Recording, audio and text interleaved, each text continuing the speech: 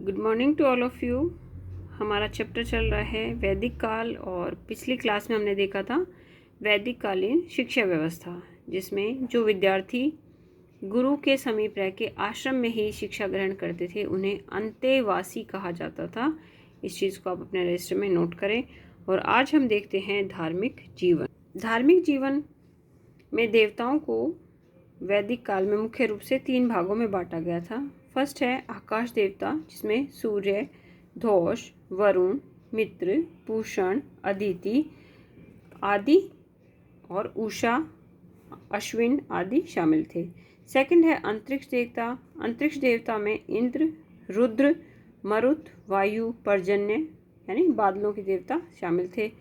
और तीसरे थे पृथ्वी देवता। तो उसमें कौन कौन थे? अग्नि, सोम, पृथ्वी, बृहस्पति और सरस्वती। ऋग्वेद में 33 देवताओं का उल्लेख मिलता है। ठीक है, तो इन देवताओं को आप ध्यान रखें। लास्ट ईयर फर्स्ट ग्रेड में जो है पृथ्वी के देवता पूछे गए थे, तो वो कौन कौन से? देखिए, अग्नि, सोम, पृथ्वी, बृहस्पति और सरस्वती। अब इसको याद करने का एक आसान तरीका हम क्या देख सकते हैं? देखो, पृथ्वी धरती माता है जहाँ पे हम सब निवास करते हैं, तो पृथ्वी पे ही दोनों वार हैं। सोमवार भी है, बृहस्पति भी यहीं है, सरस्वती माता भी यहीं रहती हैं और अग्नि भी पृथ्वी पे ही जलती है।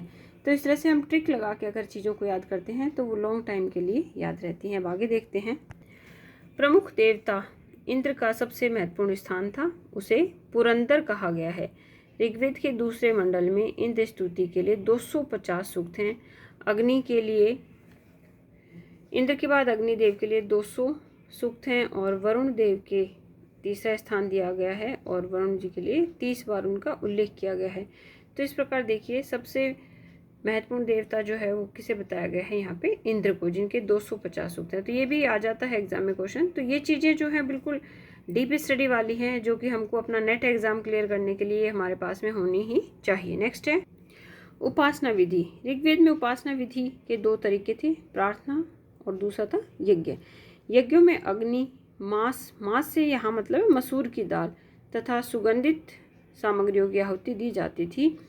ऋग्वैदिक आर्य देव पूजा के साथ साथ पितृ पूजा भी करते थे। ऋग्वैदिक काल में मंदिरों का निर्माण नहीं हुआ था और मूर्ति पूजा प्रचलित थी। अब देखते हैं ऋग्वैदिक काल के पंच महायज्ञ।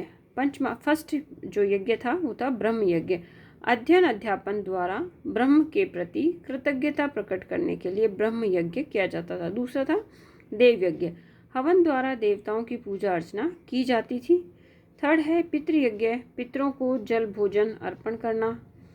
फोर्थ था मनुष्य यज्ञ, अतिथियों का सत्कार करना। और 5वां था भूत यज्ञ, तो समस्त जीवों के प्रति कृतज्ञता का भाव प्रकट करना।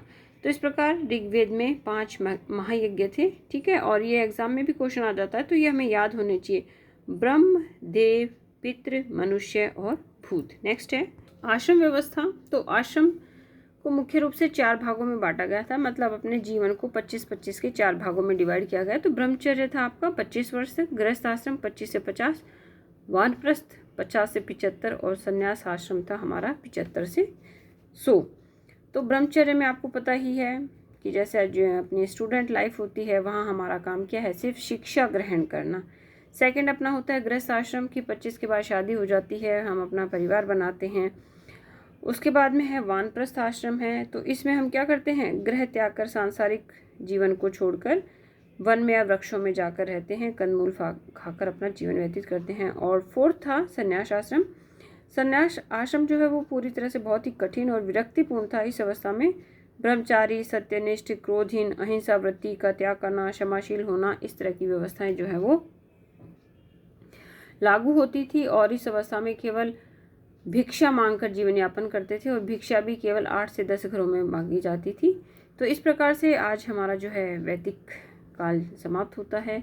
कल की वीडियो में एक नए टॉपिक के साथ मिलेंगे। अगर आपको मेरा टॉपिक अच्छा लगा हो तो प्लीज़ मेरे चैनल को लाइक करें, शेयर करें, सब्सक्राइब करें। मेरी वीडियो देखने के लिए आप सभी का धन्यवाद।